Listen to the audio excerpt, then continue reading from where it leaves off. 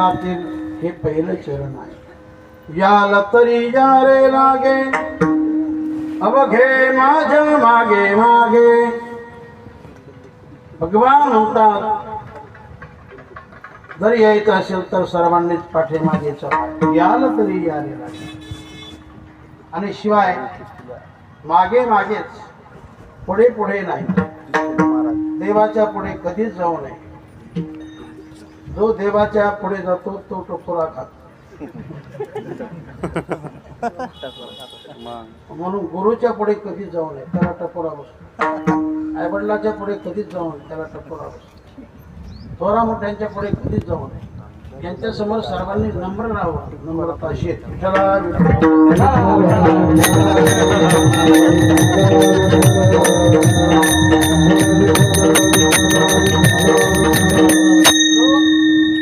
जीवनामध्ये आईवडिलांची आज्ञा परिपालन करतो याचा अर्थ तो देवाच्या पाठीमागे.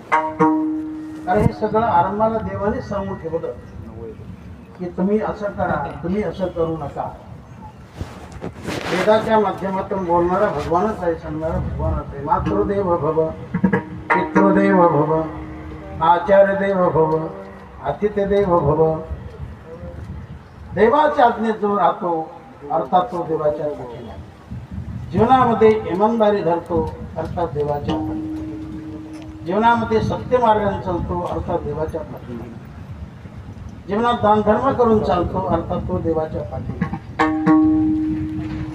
सर्वांच्या सुखदुःखामध्ये सामील होतो अर्थात तो देवाच्या पाठीमागे. जेवढ्या म्हणून चांगल्या गोष्टी त्या करणं अर्थात देवाच्या पाठीमागे. आणि जेवढ्या म्हणून वाईट गोष्टी तो करत असेल तर याचा अर्थ तो देवाच्या पुढे.